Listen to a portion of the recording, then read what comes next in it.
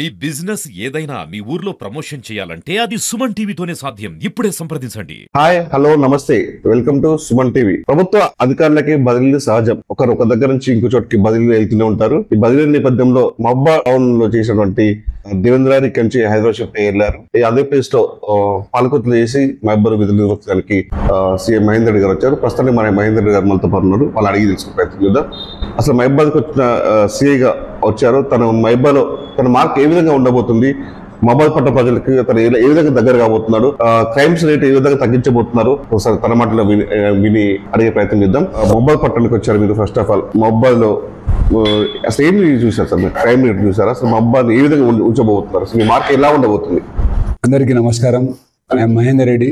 నాది 1998 batch sub inspector. నేను Ramagundam commissionerate లో, వరంగల్ కమిషనరేట్ లో సిఏగా పనిచేసి 18th రోజు మహబూబాద్ టౌన్ పోలీస్ స్టేషన్ ఇన్స్పెక్టర్గా బాధ్యతలు స్వీకరించాను. మా ఎస్పీ గారు శ్రీ సుధీర్ రామ్నాథ్ కేకన్ ఐపీఎస్ గారి ఆధ్వర్యంలో మా డిఎస్పీ తిరుపతిరావు గారి సూచనల మేరకు మేము ముఖ్యంగా ట్రాఫిక్ రెగ్యులేషన్ మరియు నేర నివారణలో భాగంగా ప్రతి ఒక్క కాలనీస్లో మరి అదేవిధంగా షాపుల ముందు, షాప్ లోపల కెమెరాస్ పెట్టుకొని నేరం జరిగినట్టయితే నేరం చేసిన వారిని పట్టుకోవడానికి ఆ కెమెరాలు ఉపయోగపడతాయి. కాబట్టి మేము షాప్ ఓనర్స్తోని కూడా ఈరోజు పొద్దున మీటింగ్ పెట్టడం జరిగింది.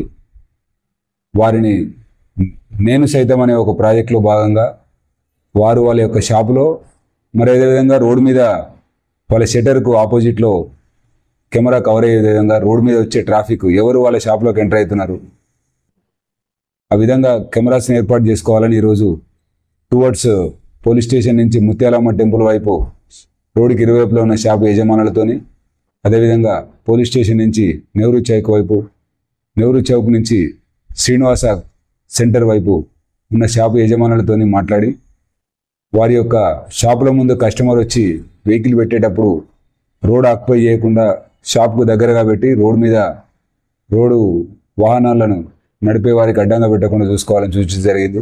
ముఖ్యంగా ఇది మహబూబాద్ అనేది గిరిజన ప్రాంతం. చుట్టుపక్కల కూడా చాలా తండాలు ఉంటాయి. ఇక్కడ మెయిన్ గా గంజాయి నడుస్తుంది, గంజాయి చేస్తున్నారని చెప్పేసి ఒక వినుకుని చాలా సందర్భాల్లో కూడా కేసులు నమోదైన సందర్భాలు ఉన్నాయి. At the same time drugs అంటే గంజాయితో పాటు ఇటు గుడంబ, బెల్లం మరియు ఇటు మత్తు పదార్థాలైనటువంటి అంబర్, ఉట్కలు కూడా నడుస్తున్నవి. వాటి మీద మీరు ఏదైనా చెల్లించుకోబోతున్నారు సార్? ముఖ్యంగా మా జిల్లాలో మా ఎస్పీ గారి ఆధ్వర్యంలో డ్రగ్స్ను కంట్రోల్ చేయడానికి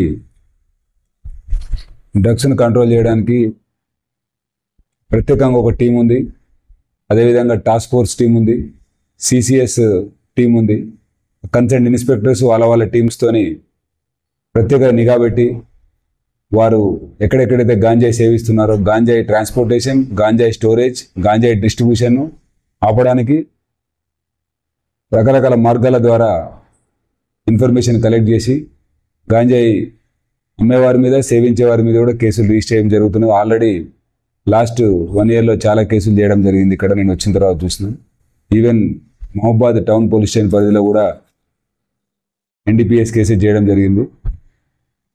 అదేవిధంగా గుట్కా, అంబర్ ఇవి కూడా రాష్ట్ర ప్రభుత్వం నిషేధించింది. కాబట్టి ఆ నిషేధిత వస్తువు కాబట్టి ఎవరైనా గుట్కా అమ్మినట్లయితే షాప్స్లో కానీ, పాన్ షాపులలో కానీ, అదేవిధంగా డిస్ట్రిబ్యూషన్ చేసి ఎక్కడైనా డంపింగ్ చేసినట్టయితే డిస్ట్రిబ్యూషన్ చేసే వాళ్ళ మీద, స్టోరేజ్ చేసే వారి మీద కూడా చట్ట ప్రకారం చర్యలు తీసుకోబడతాయి.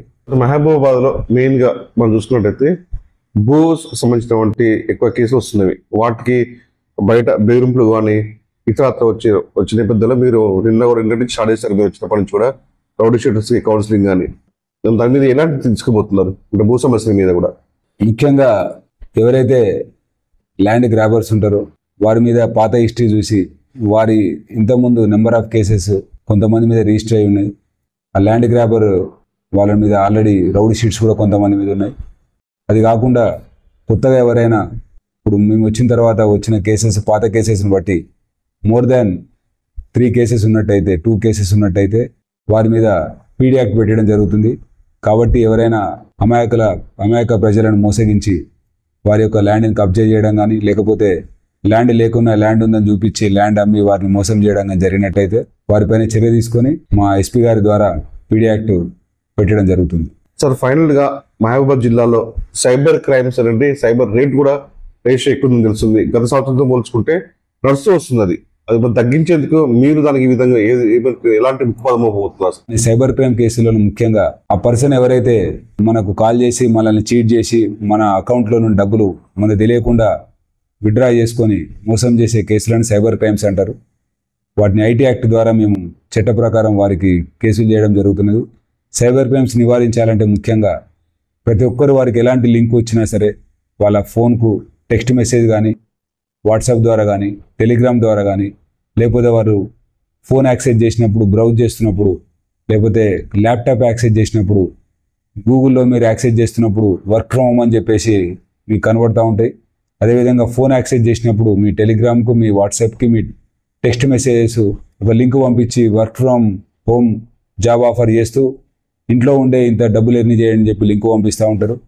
అట్లాంటి లింక్స్ని క్లిక్ చేయగానే మీకు ఒక టెలిగ్రామ్ యాప్ ద్వారా చాట్లోకి మిమ్మల్ని రమ్మని చెప్పి ఆ చాట్లో మీకు ఎంకరేజ్ చేసి కొంత ఇన్వెస్ట్మెంట్ చేయండి, ఈ 10 రూపీస్ ఇన్వెస్ట్ చేస్తే 20 వస్తాయి, 20 చేస్తే 40 వస్తాయి, అట్లా మీకు డబుల్ ఇన్వెస్ట్మెంట్ అని చెప్పి చిన్న అమౌంట్ పెట్టినప్పుడు మీకు ఒక కొంత అమౌంట్ రిటర్న్ పంపించి మిమ్మల్ని అట్రాక్ట్ చేసి మిమ్మల్ని ల్యూర్ చేసిన తర్వాత ఎక్కువ మొత్తంలో మీరు డబ్బులు పెట్టిన తర్వాత మీకు డబ్బులు రిటర్న్ కావకుండా ఇలాంటి చాలా కేసెస్ అవుతున్నాయి. సో ప్రజెంట్గా ఒక 19 కేసెస్ వాళ్ళకు మన మహబూబాబాద్ టౌన్ పోలీస్ స్టేషన్లో ఆల్రెడీ రిజిస్టర్ అయి ఉన్నాయి. నిన్న కూడా ఒక డిజిటల్ అరెస్ట్ కేసు, అంటే ఒక టీచర్కి ఒక మెసేజ్ వస్తుంది, ఒక కాల్ చేసి అతను మీ ఆధార్ కార్డు వేరే వాళ్ళు తీసుకొని మీ ఆధార్ నెంబర్ ద్వారా అతను మొబైల్ నెంబర్ తీసుకొని ఆ మొబైల్ నెంబర్ ద్వారా రకరకాల క్రైమ్స్ చేసిండు అతను. ఒక 7 కేసెస్ రిపోర్ట్ అయినాయి. ఆ 7 కేసెస్లో మిమ్మల్ని అరేంజ్ చేస్తాం మేము, మీరు కనుక ఇంత అమౌంట్ ఇవ్వకపోతే మిమ్మల్ని అరేంజ్ చేస్తామని చెప్పి అతన్ని భయపెట్టి అతన్ని దగ్గర నుంచి 1,22,000 రూపీస్ అతని అకౌంట్ నుంచి విత్డ్రా చేసుకున్నారు వాళ్ళు. సో ఈ రకంగా మీకు ఎలాంటి వారు ఫోన్ చేసి మీరు అరెస్ట్ కాబడుతున్నారు, మీ మీద కేసులు అయినాయి, లేకపోతే మీ కొడుకు వేరే దగ్గర ఉన్నాడు, అతను అరెస్ట్ కాబడుతున్నాడు అని చెప్పేసి మీకు మెసేజెస్ వచ్చినప్పుడు ఎట్టి పరిస్థితులలో మీరు వారు భయపడి వారికి డబ్బులు పంపకండి. దగ్గర ఉన్న పోలీసు వారిని సంప్రదించండి, లేకపోతే మీరు డయల్ 100 కాల్ చేసినట్టయితే మేము ఇమ్మీడియట్గా రెస్పాండ్ అయ్యి మీకు దాన్ని సైబర్ క్రైమ్ కాకుండా చూస్తాము. అదేవిధంగా డెబిట్ కార్డ్ ఫ్రాడ్, మీ ఆధార్ కార్డు దాన్ని మీరు మళ్ళీ అప్డేట్ చేసుకోవాలి, లేకపోతే KYC details, know your customer and details update చేసుకోవాలని చెప్పేసి వాళ్ళు మీకు కాల్ చేసి మీ అకౌంట్లో ఉన్న ఓటీపీ నెంబర్ తీసుకొని మీ ఫోన్ ద్వారా అదేవిధంగా మిమ్మల్ని చీట్ చేస్తూ ఉంటారు. అదేవిధంగా వీడియో కాల్ చేసి మిమ్మల్ని ఆ వీడియో కాల్లో వేరే అమ్మాయి కానీ అబ్బాయి కానీ అక్కడి నుంచి న్యూడ్లో ఉండి అట్లా మిమ్మల్ని స్క్రీన్ షాట్ తీసి వేరే వాళ్ళకి పంపిస్తామని బెదిరించి అలా విధంగా కూడా చీట్ చేస్తున్నారు. సో ఇలా ఇన్వెస్ట్మెంట్ ఫ్రాడ్స్, అదేవిధంగా లోన్ ఫ్రాడ్స్ ఉన్నాయి. మీకు ఆన్లైన్ లోన్ ఇస్తామని చెప్పేసి మీకు ఒక ఇమ్మీడియట్గా మీ ఆధార్ కార్డు తీసుకొని లోన్ ఇచ్చేసి తర్వాత లోన్కి ఒక 10 ఇంతల లోన్ మిమ్మల్ని కట్టాలని చెప్పేసి మేము ఫోర్స్ చేసి మీకు ఫ్రాడ్ చేయడం జరుగుతున్నది. కాబట్టి ఇలా investment fraud, loan frauds, debit card frauds, credit card frauds, మీ క్రెడిట్ లిమిట్ పెంచుతామని చెప్పేసి మీకు ఇచ్చేస్తూ ఉంటారు. అదేవిధంగా ఇలా రేటింగ్, గూగుల్ రేటింగ్లో మీరు రేటింగ్ ఇచ్చుకుంటూ పోతే మీకు డబ్బులు వస్తాయని చెప్పేసి, అదేవిధంగా వర్క్ ఫ్రమ్ హోమ్ అని చెప్పేసి లింక్స్ ఫ్రాడ్స్, ఇలాంటివన్నీ. ఇప్పుడు మన మొబైల్ నుంచి కానీ మన ల్యాప్టాప్ నుంచి మన అకౌంట్ నుంచి నా మనీ సైబర్ క్రైమ్ హ్యాక్ చేశారు తెలిసిన నేపథ్యంలో ఎంతసేపులో మనం అప్రోచ్ అయితే మన అమౌంట్ మనం సేవ్ చేసుకోగలుగుతాం సార్ మనం ఆ టైంలో? సో జనరల్గా ఇప్పుడున్న సైబర్ క్రైమ్ కేసులలో ఇంతకుముందు గత 1 year బ్యాక్ వరకు 6 months వరకు ఒక వన్ డే వరకు హోల్డ్ అయ్యేది అమౌంట్. బట్ ఇప్పుడు వాళ్ళు ఏం చేస్తున్నారు, ఇమ్మీడియట్గా సైబర్ క్రైమ్ వాళ్ళు ఎప్పుడైతే ఒక పర్సన్కి కాల్ చేసి అతన్ని దగ్గర నుంచి డబ్బులు డ్రా చేసిన తర్వాత ఇమ్మీడియట్గా మళ్ళీ చాలా అకౌంట్స్కి వాళ్ళు డిస్ట్రిబ్యూట్ చేస్తున్నారు, ఆ అమౌంట్ని ట్రాన్స్ఫర్ చేస్తున్నారు. సో కాబట్టి మీరు మీది అకౌంట్లో నుంచి డబ్బులు పోయినాయని తెలిసిన వెంటనే 1930 నెంబర్కి 1930 నెంబర్కి కాల్ చేసినట్టయితే వాళ్ళు ఇమ్మీడియట్గా బ్యాంక్ ఆఫీసర్స్కు కాల్ చేసి హైదరాబాద్లో ఉన్న హెడ్ క్వార్టర్లో ఉన్న మా కాల్ సెంటర్ మన T4C T4C సెంటర్లో నుంచి పోలీస్ ఆఫీసర్స్ అక్కడ బ్యాంక్ వాళ్ళని అప్రోచ్ చేసి బ్యాంక్ వాళ్ళ ద్వారా ఆ అమౌంట్ ఫ్రీజ్ చేయడం జరుగుతుంది. సార్ ఎక్కువ ఈ సైబర్ క్రైమ్ కి నేరాలకు పాల్పడుతున్న వ్యక్తులలో లాస్ అయ్యేది కూడా ఎక్కువ యువతనే అనిపిస్తుందా సార్, లేకపోతే ఏజ్ ఓల్డ్ ఉంది సార్ ఏమన్నా? సో ముఖ్యంగా సైబర్ క్రైమ్లో బాధితులను చూసినట్టయితే వారు ఎక్కువగా ఎడ్యుకేటెడ్ ఉన్నారు అందులో. అదేవిధంగా మనీని తక్కువ టైంలో ఎక్కువ డబ్బులు సంపాదించాలని చెప్పే గ్రీడీనెస్ ఉన్న వాళ్ళే ఎక్కువ ట్రాప్గా పడుతున్నారు.